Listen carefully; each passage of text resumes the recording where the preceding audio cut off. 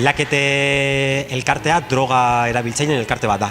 Droga ilegalen erabiltzaileen elkarte bat da. Erabiltzaileak eta erabiltzaile ohiak ere. Orduan, orain dela 12 urte baino gehiago hasi ginen, eta lana egiten dugu prebentzioan, batez ere arrisku murrizketaren alorrean. Ematen ditugun bi zerbitzu nagusiak, direla batetik informazio zerbitzua eskaintzen dugu eta bestetik analisi zerbitzua. Hori oso orokorrean.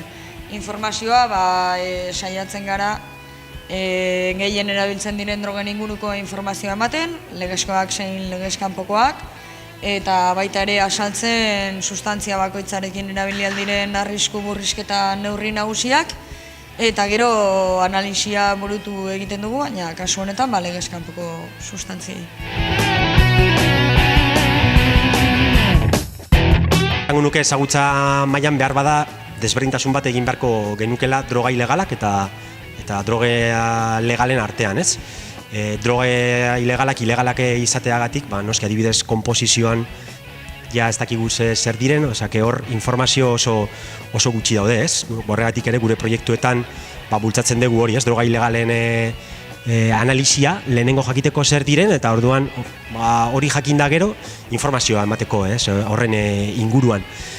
Droga legalekin behar bada alde batetik badaukagu informazio gehiago, adibidez zer diren igual gehiago badakigu, baina egia da ere askotan bultzatu, ez dakit bultzatu, baina bai gertatu egiten dena da askotan ez degula ikusten drogak bezala, ez? Adibidez esatea kafeina droga bat dela, askotan jendeak, ez du horrela ikusten, ez? Edo alkoholarekin askotan ere ez da ikusten droga bat moduan, ez? Legala izateagatik.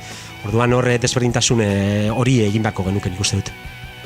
Behar bada, hori jende haute batea edo gizartearen haute batea drogikiko ezagutzarekin lotuta dagoela eta informazioarekin lotuta dagoela, hau da. Geroz eta ez ezagutza handiagoa izan, normalean lotuta dago gizartearen gaitzespena handiagoa izatearekin. Hau da, legezkanpoko drogak ez baldin badira ondo ezagutzen eta ez baldin badago informazio handirik, gaitzespen handiagoa da edo ez dakik kasualitatea denala ez, eta kontrakoa legezko sustatziekin hori ematen da pertzepzioa edo tolerantzia maila asko handiagoa dela.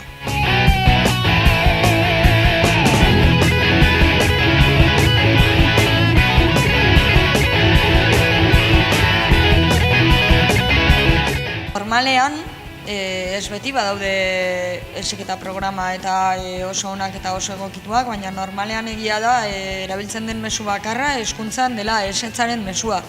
Edo gaizki dagoelaren mezua, drogei esetz esan beharraren mezua, eta orain arte dakigun bakarra da horrek ez duela eragin kontrako edo jarrera aldaketa bat ikasleen eta umeen edo nerabeen aldetik, hau da esetzaren mezuak ez duela funtzionatu zentzuan edo esan ez bezala hasiera adina edo frogatzea adina ez dela berandutu, horretan behintzat ez dugu ikusten eraginkortasun handirik izan duenik, eta gero ez duela kontsumoa berez ekidin, oraindik sustantziak hor daudela eta are gehiago baizik eta berriak agertzen ari direla denbora pasala eta eraginkortasun handirik ez dugu ikusten. Nik esango nuke ere behar bada hezkuntzan askotan ematen dena da gauza oso puntualak egiten direla, ez? Drogan hezkuntzan, esan nahi dut, ez dagoela sartuta kurrikulum horretan, edo ez dagoela sartuta guztiz, ez? Akademikoki, orduan askotan gertatzen dena da, puntualki hezkuntza mailan ematen diela kurtso bat, edo emartzen diela gauza batzuk, baina oso momentu zehatzetan eta ez dakit nik hori den modu hoberena gure gazteak informazio hori emateko, ez, edo hezkuntza hori emateko. Ez dut jarraikortasunik drogen inguruko drogen gaiak behintzat edo drogamendekotasunaren alde dauden programak eta hori da momentu konkretuan erabiltzen dira, baina ez dute jarraikortasunik eta ez ezagutza beraz ikasleena handia da, baina baita ere esan behar dugu irakasleena azkenean jendea ez dagoelako ezituta drogetan, ez dauka holako formakuntzari.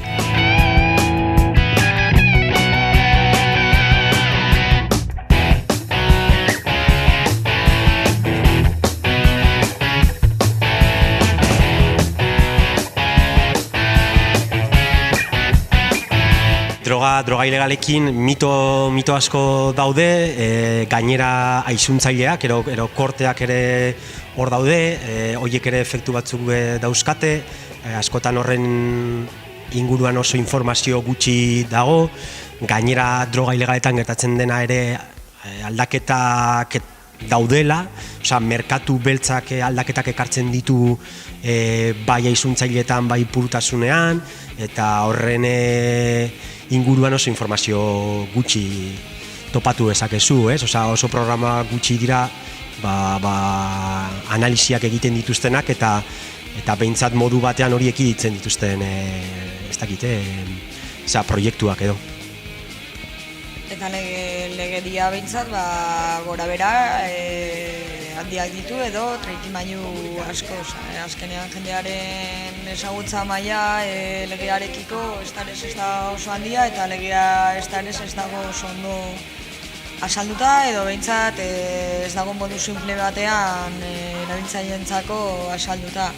Beraz, horren inguruan egin aldiren interpretazioak oso ezberdinak izan ohi dira eta ez beti zuzenak bat egiten duten. Ez hori ez, berak esan duena pizkatxo bat hori legedia bera ulertzea oso zaila dela. Zuk irakurtzen duzu legedia eta ez dago bat ere argi nola den edo zer egin daiteken eta zer egin ez daiteken.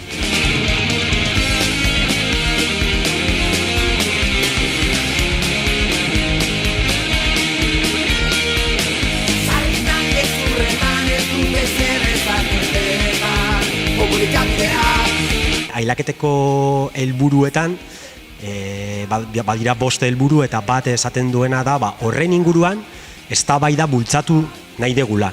Hori da gure helburua. Gu pentsatzen dugu gauza batzuk alde dituela droga bat legalizatzea, beste gauza batzuk ere kontra, eta orduan horren inguruan eztabaida bat egin behar degula gure gizartean eta denon artean erabaki zer nahi degun eta nola nahi degun hori, ez? Eta hori behintzat gure estatutuetan sartuta dago. Hori lehen pausua da eta gero ja eztabaida egingo balitz, ja ateratzen den konklusioa edo erabakia, zuzen ala okerra den izango litzateke ja beste gauza bat, ez? Baina hasteko hori lehen urrats hori egitea, hau da planteatzearena beharrezkoa ikusten du.